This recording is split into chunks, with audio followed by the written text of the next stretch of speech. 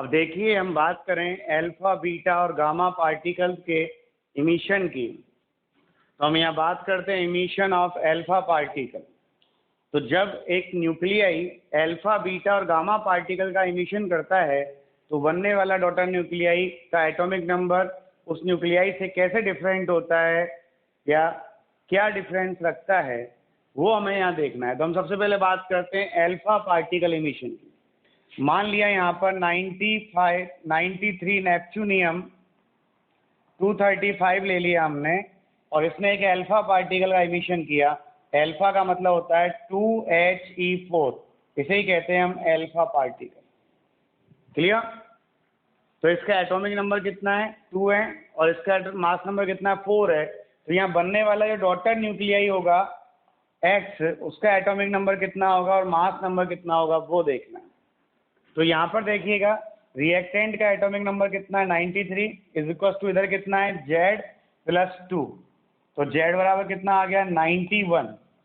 तो हमेशा जब भी कोई न्यूक्लियाई एक अल्फा पार्टिकल का इमिशन करेगा, वन अल्फा पार्टिकल को इमिट करेगा, देन वहाँ जो बनने वाला डॉटर न्यूक्लियाई है उसका एटॉमिक नंबर पेरेंट न्यूक्लियाई से 2 यूनिट कम होगा, मतलब 2 यूनिट लेस होगा।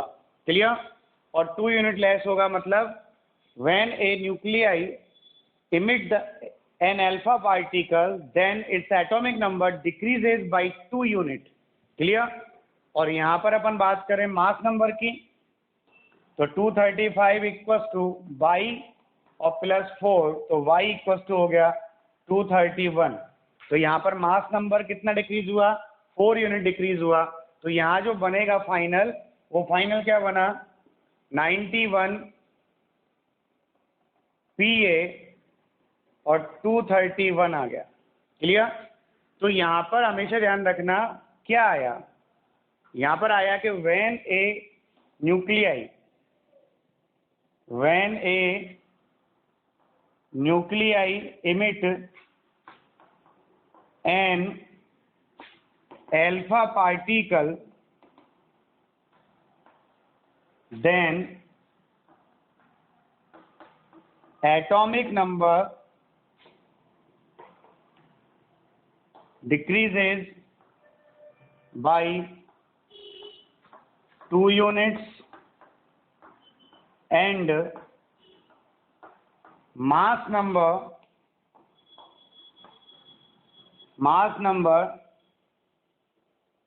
decreases by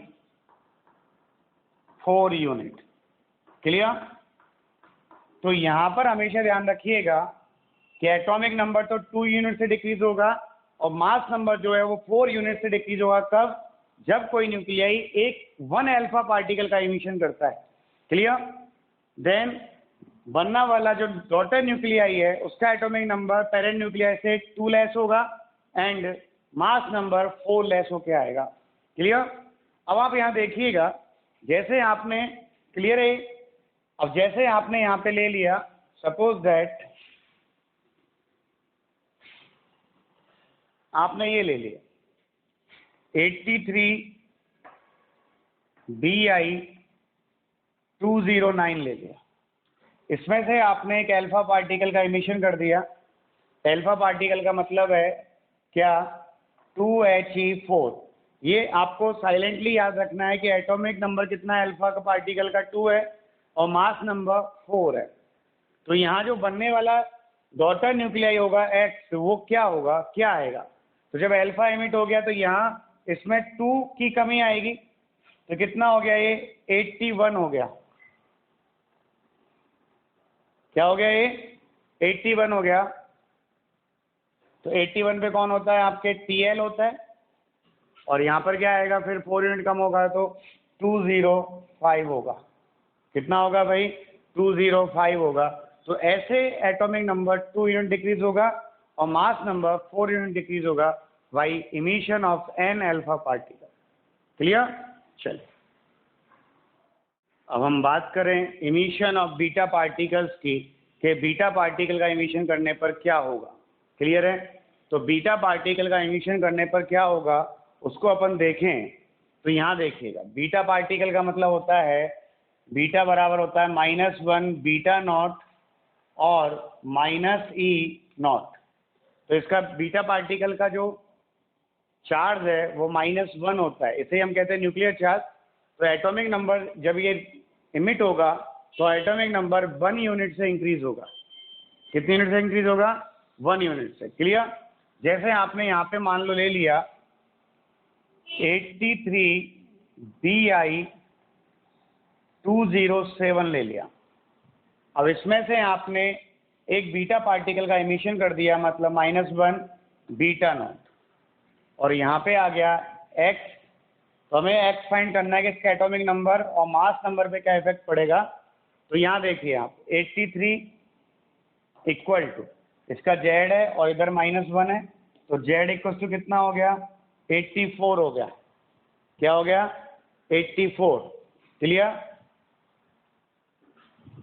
okay. अब अपन यहाँ मास नंबर में देखें तो 207 is equal to a plus इसका 0 ही है, तो a बराबर 207 रहेगा। मतलब क्या है? मतलब ये है कि जब बीटा पार्टिकल का इमिशन होता है तो एटॉमिक नंबर तो 1 यूनिट इंक्रीज हो जाता है, जबकि मास नंबर में कोई चेंज नहीं होता। क्लियर? तो यहाँ पे हम क्या कहते हैं? यहाँ हम कह सकते हैं by emission of A beta particle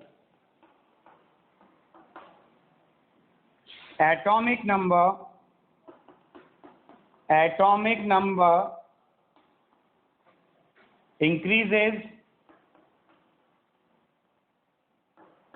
increases by 1 unit and mass number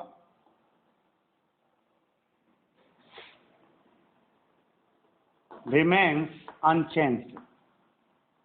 mass number क्या होता है? अनचेंज रहता है, मास नंबर पर कोई फर्क नहीं पड़ता, तो वो कहलाता है आपके बीटा इमिशन। तो यहाँ पर क्या आएगा? यहाँ जो आएगा एक बढ़ के आएगा, एक इंक्रीज होके आएगा, तो 84 हो गया। 84 पे होता है पोलोनियम, और यहाँ ऊपर आएगा 207। तो जब बीटा पार्टिकल का इमिशन होता है तो एटॉमिक नंबर 1 यूनिट इंक्रीज होता है और मास नंबर में कोई चेंज नहीं होता, वो जितना है उतना ही रहता है। क्लियर है? क्या कहा मैंने? वो जितना है उतना ही रहता है। तो बोलिए बीटा इमिशन आया कि नहीं आया? अब हम बात करें last and final gamma emission की, तो हम बात कर रहे हैं यहाँ पर इमिशन ऑफ गामा पार्टिकल। किसकी बात कर रहे हैं? Third, emission of gamma particle. Gamma particle जो होता है वो गामा एक एनर्जी पार्टिकल है और इसका एटॉमिक नंबर और मास नंबर दोनों ही 0 है। क्लियर है? मतलब इसके निकलने से केवल और केवल एनर्जी चेंज होती है, एटॉमिक नंबर और मास नंबर में कोई चेंज नहीं होता। क्लियर है? क्या कहा मैंने? When a nuclei emit an gamma particle then there is no change in atomic number and mass number. Clear? But energy of daughter nuclei is differ from the parent nuclei. तो energy क्या होगी? Different होगी। तो यहाँ पे जैसे आपने ले लिया कोई भी एक न्यूक्लियाई ले लिया 82 PV 208 ले लिया, तो यहाँ पे ये 82 PV 208 ही बनेगा और एक साथ में गामा पार्टिकल आ गया, तो मैं इस पर स्टार लगा दूं। स्टार वाले की एनर्जी विदाउट स्टार वाले से लेस है। क्लियर? तो these both are different in energies, not in atomic number और in mass number। Atomic number और मास नंबर पे कोई इफेक्ट नहीं पड़ता। तो आपने कहा जब अल्फा इमिट करा तो एटॉमिक नंबर जो था वो डिक्रीज हो गया by 2 unit. Okay. And mass number जो था, मास नंबर डिक्रीज हुआ बाई 4 यूनिट्स। ओके। फिर यहाँ बीटा पार्टिकल का इमिशन करा, तो बीटा पार्टिकल का इमिशन करने पर एटॉमिक नंबर इंक्रीज हुआ by 1 unit and mass number जो है नो चेंज। क्लियर? और गामा पार्टिकल का इमिशन करा तो यहाँ पे आएगा no change in both atomic number and mass number. Clear? दोनों में ही कोई चेंज नहीं हुआ, ना तो एटॉमिक नंबर में और ना ही मास नंबर में। अब देखिए हम करते हैं अल्फा बीटा गामा का एमिशन का एक एग्जांपल सॉल्व। जैसे आपको यहाँ दे दिया 92 यूरेनियम 236 दे दिया, और इसमें से मान लो आपको ऐसे निकाला, एक अल्फा निकाला, फिर यहाँ ए बनाया, फिर यहाँ पर एक अल्फा फिर निकाला और यहाँ बी बनाया, फिर यहाँ पर बीटा निकाला, सी बनाया, फिर अल्फा निकाला, डी बनाया, फिर यहाँ पर अल्फा निकाला, ई बनाया, फिर यहाँ पर बीटा निकाला, एफ बनाया, और फिर यहाँ पर अल्फा निकाला, जी बनाया, और फिर यहाँ पर बीटा निकाला, एच बनाया, फिर यहाँ पर बीटा निकाला और आई बनाया, और फिर यहाँ पर अल्फा निकाला, जे बनाया। कितने अल्फा निकल गए? 1 2 3 4 5 6, और एक और निकाल देते हैं, यहाँ एक और अल्फा निकाला और के बना।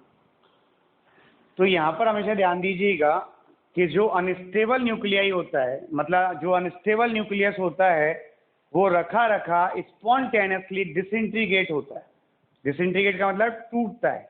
क्लियर है? By the emission of alpha beta and gamma particle. क्या बोला मैंने?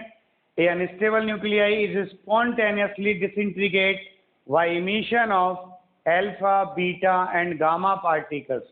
क्या करते हैं भाई? By the emission of alpha beta और gamma particles to form a stable nuclei. क्या बनाता है वो? स्टेबल न्यूक्लियाई बनाता है। This phenomenon is known as radioactivity. क्या कहलाती है? रेडियो एक्टिविटी कहलाती है। कोई कंफ्यूजन? तो यहाँ पर अपन देखें, ये जब अल्फा पार्टिकल निकालेगा तो ये ए बी सी डी ये क्या है, इनको आइडेंटिफाई कीजिए। अब यहाँ से एक अल्फा निकाला तो आप जानते हैं अल्फा निकल पार्टिकल इमिट जब होता है तो यहाँ एटॉमिक नंबर डिक्रीज होता है बाई 2 यूनिट। तो एटॉमिक नंबर कितना आएगा? ए का 90 आएगा, और 90 पे कौन आता है? थोरियम आता है। और 236 की जगह मास नंबर कितना 4 डिक्रीज होगा, 232 हो जाएगा। क्लियर? फिर यहाँ पर ये एक अल्फा पार्टिकल और एमिट करेगा तो एटॉमिक नंबर फिर 2 यूनिट डिक्रीज होगा, 88 पे क्या आता है आपके? आर ए आता है, और यहाँ ऊपर 228 4 से यूनिट डिक्रीज होगा। अब बीटा पार्टिकल निकालते हैं तो जो सी बनेगा, बीटा पार्टिकल रिमूव करने पर एटॉमिक नंबर जो है वो 1 यूनिट इंक्रीज होता है। तो यहाँ एक इंक्रीज कर दीजिए, 89 पे क्या आएगा? एक्टिनम आएगा, और ऊपर कोई चेंज नहीं होता, 228 आ जाएगा। क्लियर? फिर आप आ जाइए, फिर ये क्या कर रहा है? सी अल्फा पार्टिकल का इमिशन कर रहा है और डी बना रहा है। तो अल्फा इमिशन करेगा तो यहाँ पर एटॉमिक नंबर 2 डिक्रीज होगा, तो यहाँ कितना हो गया? 89 का 87 हो गया, और 87 पे कौन आता है? फ्रांनेशियम आता है, और यहाँ 4 से डिक्रीज होगा, 224 आ जाएगा। क्लियर? क्या आएगा यहाँ पर? 224। क्लियर है? चलिए आगे हम देखें, ये अल्फा पार्टिकल फिर इमिट कर रहा है तो यहाँ एटॉमिक नंबर 2 डिक्रीज होगा, तो 82 का कितना हो गया? 87 का कितना डिक्रीज हुआ? 2, तो कितना होता है? 85। 85 पे कौन होता है? एस्टेटिन 80, और ऊपर होगा 4 डिक्रीज, तो 220 आएगा। क्लियर? अब यहाँ बीटा इमिट कर रहा है तो यहाँ 1 इंक्रीज होगा तो 85 का 86 हो गया। 86 पे कौन आता है आपका? रेडॉन आता है, और ऊपर क्या होगा? नो चेंज, 220 आ गया। फिर ये अल्फा पार्टिकल का इमिशन कर रहा है तो यहाँ पर 2 डिक्रीज होगा, तो यहाँ 86 का 84 हो गया, और 84 पर कौन आएगा आपके? पोलोनियम, और पोलोनियम आएगा, देन क्या बनेगा? ऊपर 4 यूनिट का डिक्रीज होगा तो 216 आएगा। फिर बीटा का इमिशन कर रहा है तो 1 यूनिट इंक्रीज होगा, तो यहाँ पे क्या होगा? 85 हो गया, 85 पर वही 80 आएगा, और ऊपर कोई चेंज नहीं होगा, 216 आएगा। क्लियर। फिर बीटा का एमिशन कर रहा है तो यहाँ पर फिर क्या होगा, 1 यूनिट इंक्रीज होगा, 86 आएगा। 86 पे कौन होता है आपके, रेडॉन होता है। और ऊपर क्या होगा, 4 यूनिट का चेंज होएगा तो 212 हो गया। क्लियर। फिर यहाँ पर देख, सॉरी बीटा है तो बीटा में कोई चेंज नहीं होगा, 216 होगा। फिर यहाँ पर ये अल्फा पार्टिकल इमिट कर रहा है तो यहाँ पे आ जाएगा 84। 84 पे कौन है, पोलोनियम। और ऊपर कितना चेंज आएगा, 4 का, 212 हो जाएगा। फिर यहाँ अल्फा पार्टिकल इमिट करेगा तो यहाँ 2 डिक्रीज होगा, 82 आएगा। और 82 पे कौन आता है, Pb208, जो मोस्ट स्टेबल न्यूक्लियाई है। क्लियर। तो यहाँ पर इसने क्या करा, ये अल्फा बीटा एक सीरीज के द्वारा इमिट करे। और ध्यान रखना एक बार में एक ही अल्फा निकलेगा, ये नहीं सर यहाँ पर आप देखें 1 2 3 4 5 6 7 अल्फा निकल गए और 4 बीटा हैं, तो ये नहीं 7 अल्फा 4 बीटा वन टाइम में निकल गए, नो। 7 अल्फा और 4 बीटा वन स्टेप में 1 अल्फा निकलेगा, अदर स्टेप में 1 अल्फा निकलेगा, ऐसे निकलेंगे आप। क्लियर। एक बार में एक ही पार्टिकल इमिट होता है, एक से ज़्यादा पार्टिकल इमिट नहीं होते स्पॉन्टेनियस वाले में, इन्हें कहते हैं रेडियो एक्टिविटी। क्लियर। अब जैसे मान लो कि यहाँ पर आपके आ जाए, इनको वो ऐसे ना लिख के डायरेक्ट लिख दे, इस रिएक्शन को वो ऐसे लिख देता 82 Pb208 और यहाँ पे उसने लिख दिया X अल्फा और Y बीटा। अब वो कहे कि sir find the value of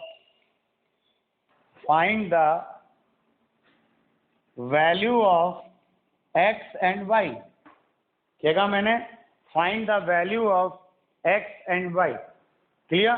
तो हमें X और Y की वैल्यू फाइंड करनी है इस क्वेश्चन में, तो यहाँ पर कैसे करेंगे, तो आप तो बस वही कंसेप्ट लगाइएगा, sum of the atomic number of reactants is equal to sum of the atomic number of product. And second concept क्या है, sum of the mass number of reactants is equal to sum of the mass number of product. Clear. अब हम यहाँ बात करें कैसे, तो इसका एटॉमिक नंबर 2 होता है, मास नंबर 4 होता है, इसका एटॉमिक नंबर -1 होता है, मास नंबर 0 होता है। क्लियर।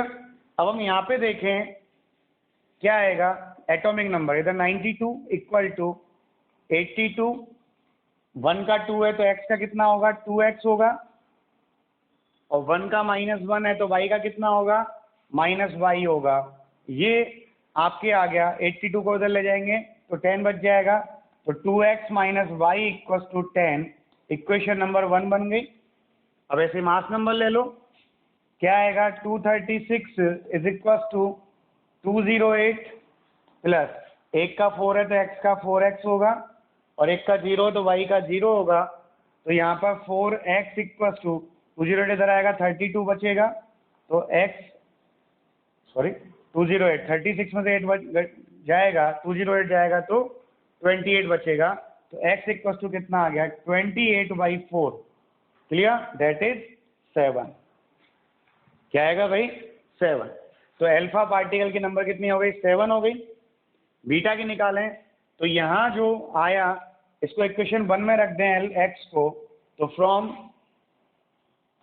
इक्वेशन 1 कितना आया, 2x, x = 7 है तो यहाँ क्या आ जाएगा, 2x मतलब 14 हो गया, माइनस y = 10, तो y = 4। Clear. So 7 alpha and 4 beta particles are emitted in this reaction। ये पूछेगा, निकाल सकते हैं आप। तो ये क्वेश्चन आते हैं इस टाइप के, रिएक्शन याद नहीं करनी है, सॉल्व करनी है। क्लियर। जैसे और एग्जांपल लिया अपन ने, जैसे अपन ने, मैं आपको एग्जांपल देता हूँ एक और।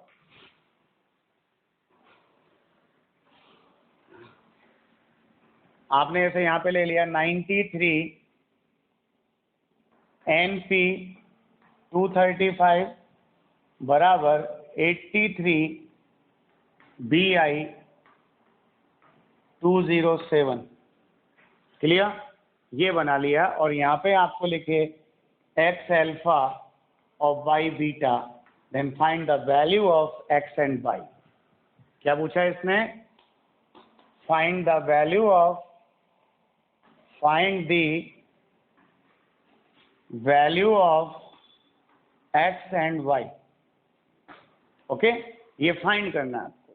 और जब x और y की वैल्यू फाइंड करनी है तो यहाँ पर इसका एटॉमिक नंबर कितना होता है? अल्फा का 2 और मास नंबर 4 होता है, बीटा का -1 और 0 होता है। क्लियर? तो यहाँ पे अपन देखें, पहले मास नंबर ले लें, 235 इज इक्वल टू, इधर कितना है? 207 प्लस 1 का x है तो 1 का 4 है तो x का 4x हो गया, और 1 का 0 है तो y का भी 0 होगा। तो यहाँ 4x इक्वल टू कितना आएगा?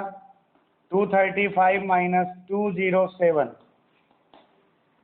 15 में से 15 में 7 गया, देन 8, यहाँ 1 2 बचा, तो 4x इक्वल टू 28 आ गया, देन x इक्वल टू 7 आ गया। अल्फा 7 आए। बीटा निकालना चाहें आप तो आप एटॉमिक नंबर ले लीजिए। इधर एटॉमिक नंबर रिएक्टेंट में 93 है ओनली, प्रोडक्ट में कितना है? 83।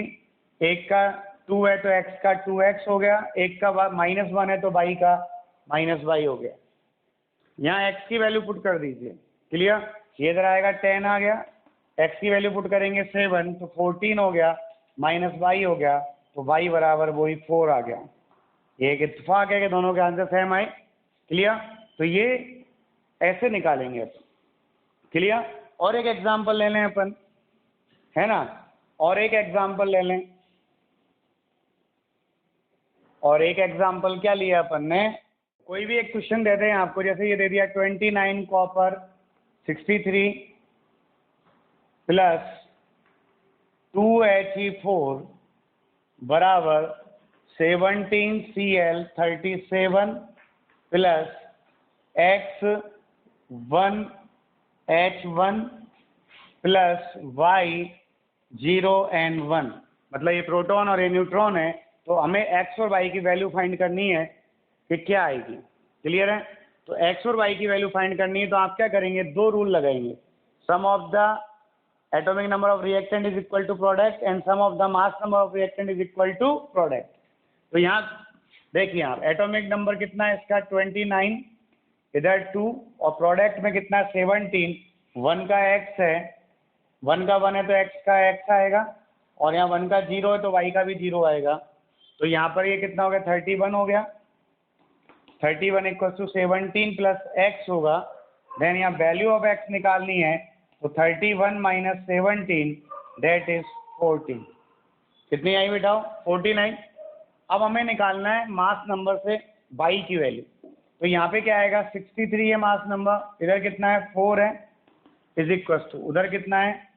37 हो गया, उधर 1 का 1 है तो x का x हो गया, और 1 का 1 है तो y का y हो गया। अब x की वैल्यू यहाँ से यहाँ रख देना भाई। क्लियर है? तो यहाँ पे क्या आएगा? 67, और तो इधर है बराबर 37 प्लस x कितना है? 14 प्लस y, ये कितना हो गया? 4 और 7 1 और 5 51 और 67, और यहाँ पे क्या आएगा? y, तो y इक्वल टू हो गया 16। क्लियर? तो यहाँ पर क्या है? x की वैल्यू 14 है और y की वैल्यू 16 है, तो यहाँ प्रोटॉन कितने आएंगे? 14, और न्यूट्रॉन कितने आएंगे? 16। क्लियर? कोई कंफ्यूजन? चलिए, ये है आपके न्यूक्लियर रिएक्शंस। आप इनको करिएगा सॉल्व, याद नहीं करनी है, रटनी नहीं है, केवल सॉल्व करनी है। ऐसे वो एक्स वाई देगा, निकालना है इनकी वैल्यूज और कुछ नहीं करना है। ओके, कर सकते हैं आप। पढ़िए। Good night, thank you.